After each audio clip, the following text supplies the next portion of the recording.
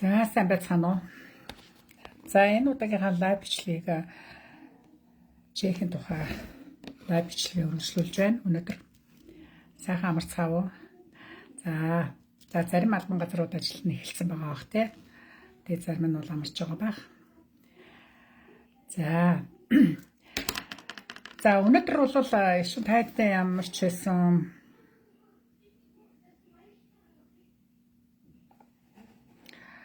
тайдтай Чехийн тухай статистик мэдээллүүдийг хүргэе гэж бодож байна. Одоо гэмт хэрэг, ажил эрхлэл, бизнес, эмнэлэг, гадаадын иргэд чухам Чех улсад хэрхэн яаж, ямар хэмжээгээр одоо амьдран суудгийн тий гэх мэтийн тайд бас сонирхолтой журмаар энэ статистик тоог шин та нартай хэлж өгье. За ер нь бол 2024 он бол одоо нэлээд одоо уур амьсгал одоо байгалийн гамшиг одоо хүмүүнлэгийн хямрал дэлхийн мөргөлдөөн гэл одоо 9 шидийн бас сэтгэл түшээсэн зүйл маш их болж исэн. За түүнд одоо Европын хэмжээнд бол одоо Европын холбооны улсад бол одоо 20 жилийнхаа гэмжил хийсэн 24 онд хийсэн. За Европын холбооны холбоо бол хүрээгээ тэлсэн. За мөн Болгар, Румын гэх мэт орн бол Европын холбооны гишүүн орноор илсэн. За гэх мэтлэн одоо мэдээллүүд бол маш их байлаа. За тэгээд Чех ч нь бол яхахгүй Европын холбооны гишүүн орны нэг. Нийтдээ бол нэг 11 сая гаруй хүн амтай. Тийм ээ. Зүүн Европын одоо нийт хүн амын дөнгөж нэг 7-8% л эзэлдэг юм жижиг орн юм шүү дээ. Тий. Тэгэхээр нэм жижиг улс. Тэгэхээр хүн ам их цөөхөнтэй тийм ээ. Тэгээд нэг хөрхөө час хийсэн өөрийгөө би даасан одоо энэ бүх наримт улс байдаг тийм ээ. Нийт хүн амын 70% нь одоо 25-аас 50 насны хүн ам оршин суудаг. Өмнөөс одоо 70% нь одоо том хүмүүс гэсэн үг тийм ээ. Нэг 10 хэдэн хувь нь бол бага насны 15-аас доош насны хүмүүс амьдран суудаг ийм арга газар улс орн байна. За энд нэг сонирхолтой мэдээлэл нь шашин шүтлэгийн хувьд бол Чехд бол ерөнхийдөө 47% нь одоо нийт хүн амын 47% нь бол огт шашин шүтдэггүй гэсэн хариулт өгч байсан гэж байгаа. Судалгаан дээр үлдсэн нэг 11% нь бол нийт хүн амын 11% нь бол христийн шашныг шүтдэг ийм ард түмэн байгаа. Тэгэхээр энэ дээр юу харагдаж байна гэхээр бурхны хамаарал одоо шашин шүтлэгийн тал дээр бол бараг шашин шүтдэггүй ард түмэн гэхэд бараг хэлдэхгүй ийм улс орн байна. Тий. За 81% нь одоо Чехийн 81% нь үндэсний одоо Чехийн бие иргэн хөө үндсэн яг Чех иргэн гэж ингэж ярьдаг болвол үлдсэн 10 хэдэн хувь нь бол цэвэр одоо би Маравын иргэн байгаамаа. Маравын одоо хүмүүсээр одоо бүрдэж идэг ийм статистик тоо байдаг юм байна Чехүүд. За эдгээр үндсэн Чехүүдээс гадна Чех улсад бол одоо сая гаруй гадаад иргэд амьдарч сууж байна. Өнөөдрийн төвшөнд сая гаруй гадаад иргэн амьдарч сууж байна. Сая 088,847 гэдэг ийм тоо гарсан байна. За энэ нь бол 24 оны 11 сарын 30-ны статистик тоо гэсэн байлээ. За тэгэхээр ямар орны улсууд энд ихэнх тоо эзэлж байна. За мэдээж их хэрэг Украинаар эхлэе. Украин бол ерөнхийдөө дайн хийснээс хойш эдгээр 384,205 иргэн одоо дайнаас болтож одоо оргонол хүсэж Чех оронд орж ирсэн болвол түүнээс гадна угаасаа Чехэд ажил хийж хөдөлмөрлж амьдарч ирсэн украинчууд бол 108,000 гаруй хүн байсан. Өөрөөр хэлбэл бид нар чинь 10 жилийнхаа визэг авсан хүмүүс байсан. Одоо 90-с дээш хоногийн одоо хөдөлмөр эрхлэлтийн одоо картаар ажиллаж амьдарч байгаа улсууд бол Украин иргэн бол 93,000 иргэд байдаг юм байна. За ингээд нийт украинчууд маань одоо Чехэд амьдарч байгаа нь одоогийн байдлаар бараг хагас сая хүн байна. Тэгэхээр 585,331 мянган хүн гэж байгаа. За тэгээд нэмэх хасгатай байдаг байх мэдээж хэрэг тийм ээ. За үүний дараа бидний сонирхож байгаа бол Монгол улсын маань иргэд одоо энд ямар хэмжээний байна. За хамгаалтанд байгаа хүмүүс гэж байгаа. За хамгаалтанд байгаа хүмүүс одоо оргонол хүссэн хамгаалтанд байгаа хүн ганцхан хүн байдаг юм байна. Монгол хүн гэж байгаа ганцхан хүн байдаг гэж статистик байна. За 90-с дээш хоногийн визтэй бол нэг 7182 иргэн байна. Монгол улсын иргэн байна. За 10 жилийнхаа визийг аваад одоо амьдарч байгаа 10 жилийнхаа визийг үргэлжлүүлээ сунгаад явж байгаа нийтдээ 6822 хүн байдаг юм байна. За ингээд нийт Чехэд амьдарч байгаа монголчуудын хүн ам бол 14005 хүн гэсэн байна. Ерөнхийдөө одоо 2025 онд бол энэ маань ер нь 15000 бол их төхнөө. Мэдээж хэрэг нөө хөдөлмөрийн квот нэмэгдэхлээр энэ тоо бол эрс нэмэгдэнэ. 1500-аар 2000-аар нэмэгдэх байх гэж ингэж тооцоолж байна. За тэгэхээр одоо Чехэд амьдран сууж байгаа хүн ам нь бол Монгол статистикаар бол нэг 14000 хүрсэн байгаа даа юм байна. За мэдээж хэрэг эдрээс бол хүүхэд их байгаа, өндөр настай байгаа, хөдөлмөр эрхэлж байгаа мэдээж 80-90% нь байгаа шүү дээ. Голцоо хөдөлмөр эрхлэлтээр эдэр явж байгаа. За сонирхолтой хэлэхэд Вьетнамын ард иргэдээс хамгаалтанд бол нэг 49 иргэн байдаг юм байна. Оргонол хүссэн 49 иргэн.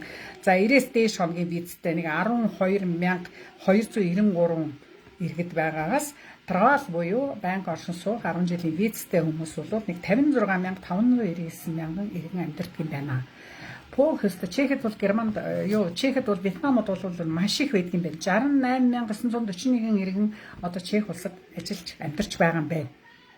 За энэ ч бас нэлээд их байдаг юм байна. Энэ чи юу гэж юм гэхээр ерөнхийдөө Вьетнамд бол голцоо ажил хийхээсээ илүү бизнес эрхэлдэгчтэй тий дэлгүүрч нээсэн л байж лээдэг хуруу хүмүүсийн янзлдаг газар педикюр маникюра нээсэн л байж лээдэг үсчин нээсэн л байдаг хоолны газар нээсэн л байдаг дээр нь хятадууд бас зөндөө хоолны газар нээсэн байдаг ерөнхийдөө яг цэвэр хөдөлмөр эрхлэлтээр бол бид нар тун харьцангуй их бага байдаг шүү дээ тийм ээ. За тэгээд нийт одоо нөгөө сая гаруй хүн гадаадын иргэдээс одоо яг хамгаалтын виз хүссэн нь бол ерөнхийдөө 385 мянган иргэн байгаагаас 90-с дээш хоногийн виз хүссэн 332 мянгаар хүн байдаг юм байна. Travel визтэй 371 мянган гадаадын иргэн Чехэд амьдарч байна. За энэ нэг иймэрхүү статистик тоо одоо мэдчихэж авлаа. Тэгээд та нартай сонирхолж байна. За тэгэхээр үүнээс одоо энд ингэж амьдарч байгаа хүмүүсээс гэмт хэрэг зөрчилд одоо хамрагдсан улсууд нэлээдгүй бас байгаа нь харамсалтай.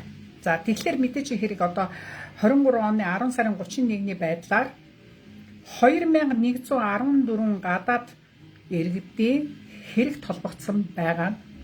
Үүнээс 5485 хүн ял шийтгэл авсан байна гэж байна. За тэгэхээр ял шийтгэл авсан нэлээд хүнд ялтай хүмүүсийн тоон 5000 гаруй байдаг юм байна. За үүнээс улс орноор нь онцолж ярих юм бол Украин бол мэдээж хэрэг гэдэр чинь одоо бараг хагас сая хүн ам Чехэд амьдарч байгаа юм чинь үүнээс нэг 7054 хүн бол хэрэг толбогдсноос 2568 хүн ял авсан юм байна. Словак улсаас 6428 хүнээс нэг 2563 хүн нь ял шийтгэл авсан юм байна.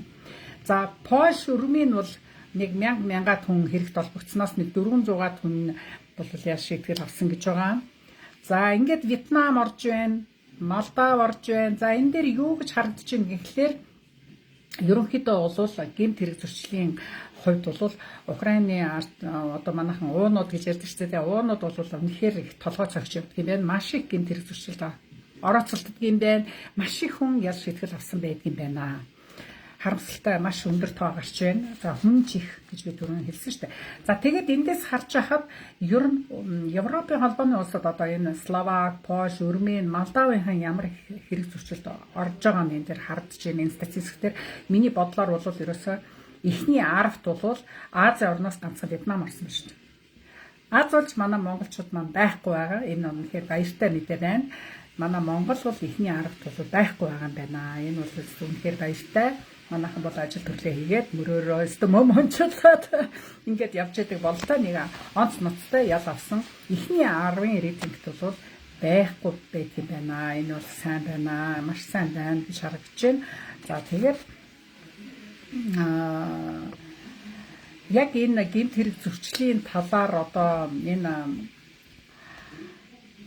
юу яасан шүү дээ. Нодлон бүр 23 оны 8 сард одоо энэ чинь Тотакамура гэдэг одоо манайхан Чекэд байгаанууд нь сайн амтдаггүй шүү дээ.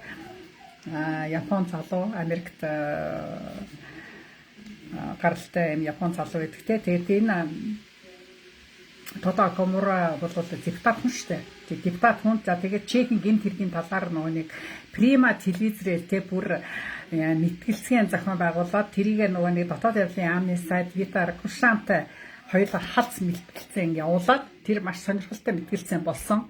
За тэгээд энэ дээр бол ерөнхийдөө энэ одоогийн украинчуудын байдал те мэдээж хэрэг гадаадын хүмүүс Чехэд орж ирээд ямар хүнд хэцүү байдалд одоо ард түмнийг айгу төвшөртэй байдалд оруулж байгаа тухай дотоод хэргийн яамны одоо хэмжээнд одоо шүүмжлэлтэй хамтсан ийм том мэтгэлцэн болсон тийм ээ. За тэгээд Акабрач аюу шудраг яриад өмссөн. Тэгээ ерөнхийдөө бол уунуудын маань ерөөсөө өмнөхий дахиануудаас асар хэмжээгээр оруулж ирээд ядсан дахианууд гэж байгаа л өстэй аюу ярьсан шүү дээ. Тэгэхээр энэ дээр та нар мэдээллийг бол үнэн зөв өгөхгүй байгаа тухай шүүмжлэлтэй хандхад Аркашан юу гэж хариулсан гэхлээр ерөнхийдөө бол бид нар тухайн орны одоо нэг иргэдийг тийм орны иргэн тийм гэмт хэрэгт ингэж холбогдлоо гэж бид нар мэдээлэл өгөхийг бол хуулиараа хориглогдсон байдаг. Тийм учраас бид нар нас хүүсийг хэлнэ, эрэгтэй эмэгтэйг нь хэлнэ, хаана ямар үйлдэл хийснийг хэлнэ. Тэрнээс биш бүр нэг онцгой шаардлагагүй бол энэ Монгол улсын иргэн, энэ Украин улсын иргэн ингэж хэлхийг бол хуулиас хориглогдсон байдгиймаа гэдэг тухай тайлбарлаж ирсэн. Тэгэхээр бид нар энэ тухай мэдээллийг зөвхөн одоо статистик те дотоод явдлын яамны статистик мэдээгээр л зүгээр энэ харж болно. Эсвэл цагдаагийн өөрийнх нь аль бисний сайтаар тийм улсын иргэн тийм хэрэг хийсэн гэдэг. Тэгээд тэрнээс шүүгээл энэ статистик тоонуудыг гаргаж ирдэг. Тэрнээс биш одоо тийм хутганы хэрэг, тийм хүн хүчингийн хэрэг гэдэг гэсэн тийм асуултуудыг бол яг орон нь бол нэрлэхийг бол бас тэр болгон таатай биш гэдгийг тайлбарлаж өгчээсэн тийм ээ. Тэрийг үдсэн манайхан бол амтахгүй мэдж байгаа бах. За тэндээс гадна энэ чинь Акамура чинь судалгаан дээр хэлжсэн шүү дээ. Өөрөө бид нар ингээд ард иргэдийн судалгаа явуулахад 58% нь одоо Украины дайныг дэмжиж байгаа дургуутсал илэрхийлж олноор нь одоо Чехэд орнуулж байгаа дэмжихгүй байгаа тухай ярьж ирсэн. Тэгээд энэ ярилцлаган дээр нэг Пилзений Прагийн нэг хүчингийн иргэн тухай илүү их тодтогч одоо ярихад Аркушан ерөнхийдөө энэ бол гадаадын иргэд чи юм байдаг манай улсын арт иргэдч чи юм асуудал гардаг тийм болохоор заавал энийг онцолж одоо тэр орны иргэн гэж ингэж ярих нь бол зүй зохистой асуудал биш. Ерөнхийдөө энэ хэргийг бол бид нар бол цагдаагийнхан 6 цагийн дотор бол гэмт хэргийг баривчилж шоронд одоо байгаа гэдгээ ингээд тайлбарлаж байсан. Тэгэхээр эдний цагдаа бол үнэхээр маш хурдан шуурхай шийдвэр арга хэмжээ авсан тухайгаа энэ төр ярьж байсан ч дээ. За тэгээд ингээр ер нь гэмт хэргийн зөрчлийн байдал бол ерөнхийдөө энэ дээр маш сайн хяналттай байж одоо энэ ялангуяа Польшууд, Румынууд, Словакуудыг одоо цахилгаантай маш их анхаарч тийм ээ эргүүлд гаргах шөнө оройн цагаар хүн ард иргэдийг амар тайван байлгах тал дээр одоо бас анхаарч ажиллах тал дээр нь одоо шаардлага тавьж ирсэн тийм ээ. За дараагийн нэг асуудал бол юу ярьж байсан гэхээр юу вэ гэхээр ажил хийж байгаа байдлын статистик бол байдаг. За тэгэхээр мэдээж хэрэг ажил хийж байгаа гадаадын иргэн болгон Чехийн хөдөлмөрийн товчоонд заавал бүртгэлтэй байдаг. Хөдөлмөрийн товчооноос зөвшөөрөл авдаг тийм ээ.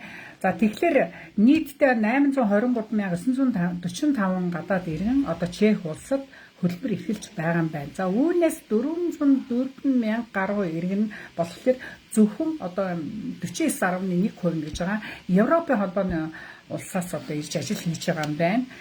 2010 оноос бол энэ статистик тоон бол гадаадын иргэд Чехэд ажиллах одоо тэр хүн хүчний талаар 2010 оноос хойш 700-аас 800,000 иргэдээр нэмэгдсэн байна. Асар их хэмжээний хүн ингээд баг нэмж авсаар агаад эдний чи одоо ерөнхийдөө бол 823,000 хүн гадаад иргэд Чехэд ирээд ажил төрлөө хийж байгаа юм байна шүү дээ тийм ээ.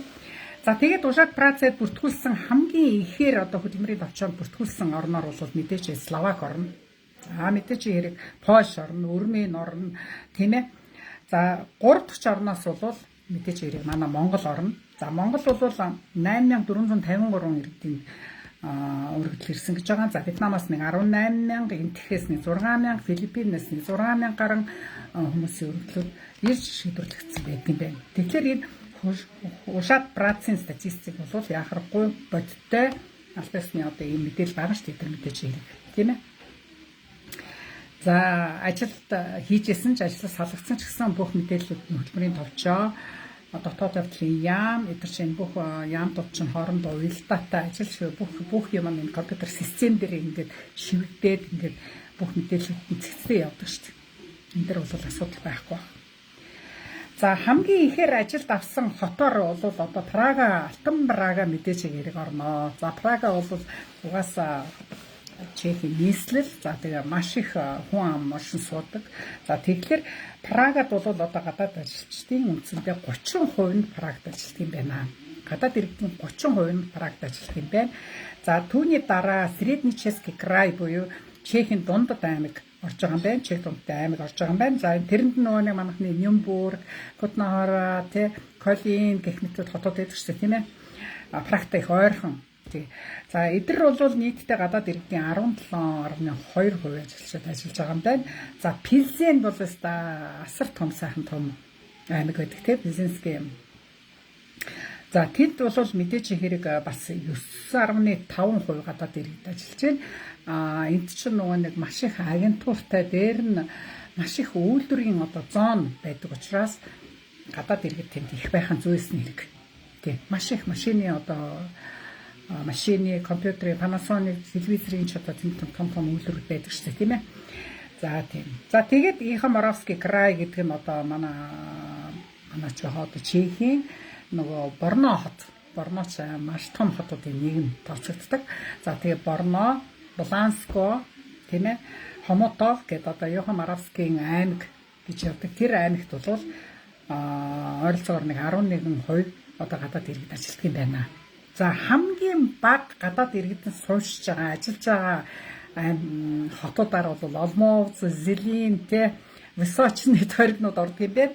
Тий, Олмоц, Зелин ер нь Маравын тийшээгээ ер нь ажилчид маш бага байдаг шүү дээ. Барагтаа бол тийшээ их хүмүүс их очдоггүй. Цалин жоохон тааруу санагддаг. Миний бодлоор за ерөнхийдөө тэгээд тийшээ Маравч их сайхан штэ, их дулаахан, их сайхан бас аймаг байдаг штэ. Ер нь Зелин, Олмоц гэдэг чи их сайхан хотууд байдаг. Их тайван, амар тайван санагддаг. Тийм тойрог байдаг.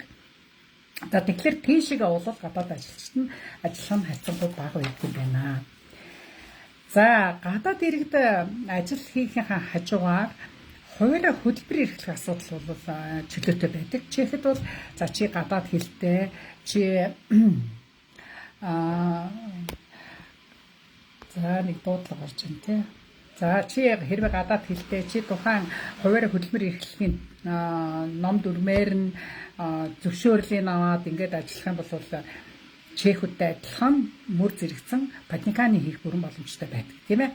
За тэгэхээр бизнес хуваарь хөдөлмөр эрхлэлт нь 2023 онд Чехид бол 118,383 хүн иргэн гадаад иргэн хуваарь хөдөлмөр эрхэлж байсан юм байна.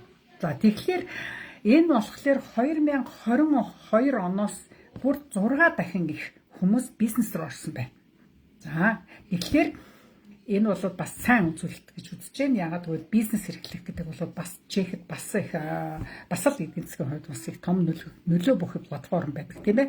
Тэгэхээр сонирхолтой хэлгээд энэ бизнест бол 68% нь эрэгтэй хүмүүс их хамцаа шумсаж ордог юм байна. За тэгэхээр эмэгтэйчүүдээс бол харин тай улсын иргэд буюу 241 эмэгтэй одоо тай улс одоо Таиланд те заас ирж одоо тэр миний бодлоор тэр массажны чиглэлээр ч юм уу дэлгүүр хашаагаар ч юм уу ер нь 90% нь массажн дээр ажилладаг байх гэж бодоод байна. Тэгээ 241 эмэгтэй бизнес эрхэлдэг юм байна. Хуваарь бизнес эрхэлж Оросын холбооны улсаас 56%, Беларусаас 49%, Монгол улсын иргэн 48.9% гэж шүү. За тэгэхээр Монгол улсын иргэнд нэлээд өндөр тоо болсон харагдана.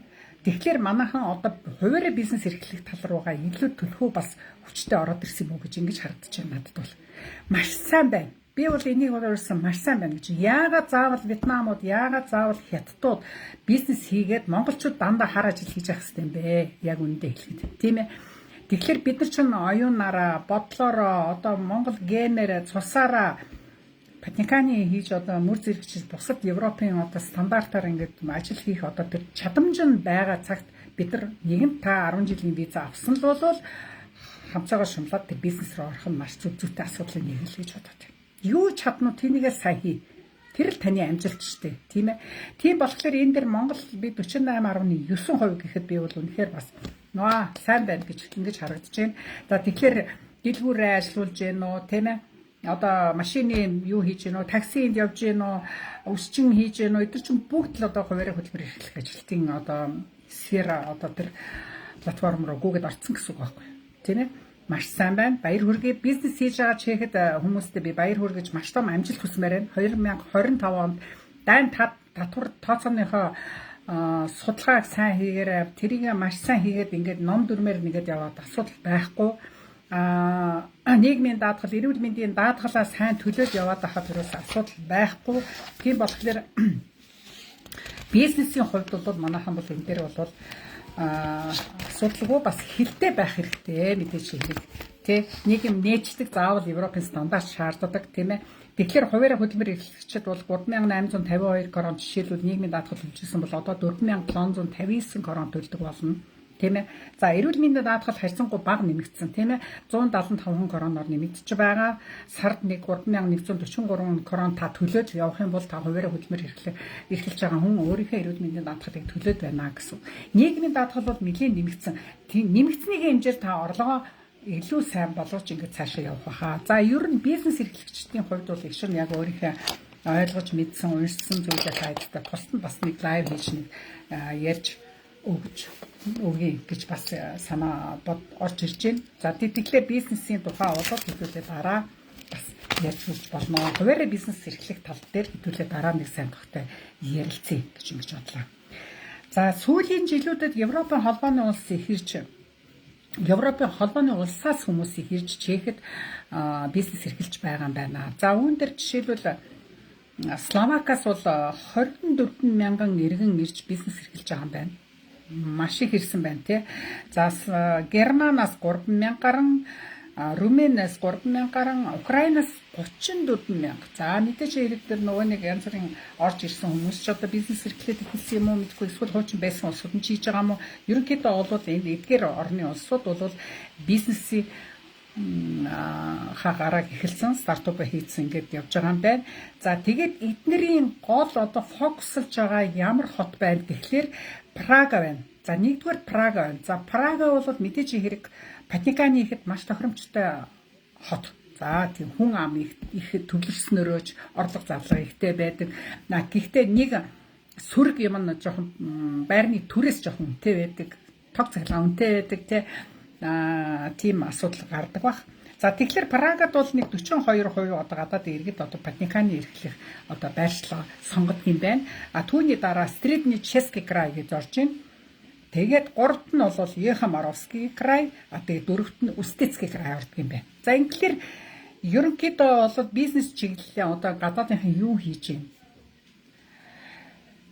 Прага хотод одоо ажиллаж байгаа бар, ресторан, зочид буудлуудын одоо тэр дэлгүүр одоо тэдний 40% нь дандаа гадаад эзэнтэй байдаг гэж байна. Яг Чехүүд бол 100% тэгж патниканы тэнд эрхэлдэггүй юм байна. Тэгэхээр энэ дэр гадаад иргэд дэлгүүрээ нээгээд, гадаад иргэд гуанза нээгээд, гадаад иргэд өнөө бизнесээ эрхлээд тийм ээ даатгалаа хийгээ ч юм одоо ингээд бизнесээ хийгээ явж байгаа улсууд бол 40% эзэлдэг байж. Тэгэхээр гадаад иргэд патниканы хийх бүрэн боломжтой гэдгээр харж болно. Тийм ээ. Байршлаа бол мэдээж хэрэг хувь хүн өөр хаана байхыг сонгоно. Өөртөө тохиромжтой, өөрийнхөө бизнес тохиромжтой байршлагыг сонгож байгаа. Мэдээж хэрэг бид нар бол тийм ээ. За тэгэхээр бизнес хуваарь хөдөлмөр эрхлэлтийг бол бүрэн чөлөөтэй хийх боломжтой орны нэг бол яхахгүй Чех орн мөн. Гэхдээ та дахин хэлэхэд Чех орныхаа хэлийг судлах ёстой, Чех орныхаа хөдөлмөр эрхлэлтийн, хуваарь хөдөлмөр эрхлэлтийн хуулийг мэдэх ёстой, сайн зөвлөгтэй байх ёстой, сайн нягтлантай байх ёстой, тийм ээ. Тэгжээж орноо. Тэгэхгүй бол юу юугаач мэдэхгүй нэг юм нээчдэг. Тэгээд хамаг мөнгө тийш шингээчдэг. Тэгээд алдагдaltaй ажиллаад байвал энийг нэх бас л хэцүү шүү дээ, тийм ээ. Тэгээд тийм болохоор энэ дэр маш тооцоо судалгаатай, эрсдлээ даасан судалгаатай ингэж одоо орж хүрэн боломжтой орны нэгэ. За ийм мэдээлэл байна. За эмнэлгийн талаар эмнэлэг эмчийн статистик тал дээр бол нэг юм судалгаа гэдэг юм байна. Манайхан чинь Чехэд очиод бас их төрцгөөдөг. За түүнтэй адилхан бусад орны хүмүүс бас Чехэд очиод маш их төрж байна. Маш их төрж байгаа. За нийтдээ бол Чехэд бол 2024 оны 5 сарын мэдээгээр гэж байгаа 91149 иргэд ээж нар төрсөн юм байна. За үүнээс нодлон жилээс нь одоо 10,000 хүнээд баг төрсөн. Энэ тухай би бас та нарт лайв хийжсэн. Одоо төрөлт ерөнхийдөө Чехэд бол эрс багасцгаа гэж ярьж байгаа ч тийм ээ. Гэхдээ за 30-аас дундаж насны эмэгтэйчүүд ээж нараас гадаад иргэдэнд 7573 хүн төрсөн юм байна. Тэгэхээр 7573 одоо шинэ хүн илгэдэж авсан гэсэн. Тийм ээ. За нэг юм тоо байна. Тэгэхээр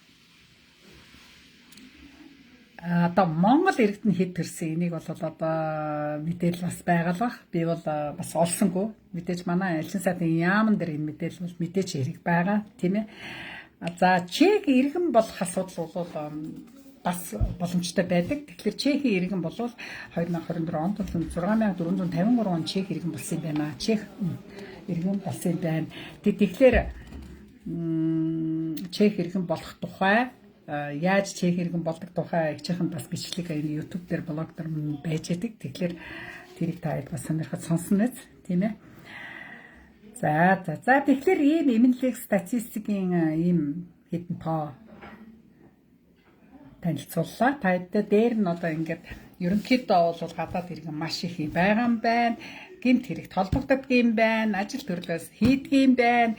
Тим хотод ажил төрөл ордог юм байна. Тим хотод ажил төрөл бизнес эрхэлдэг юм байна гэсэн ийм анализуудыг их ч тайдтай татан хэлэхэд ярьлаа.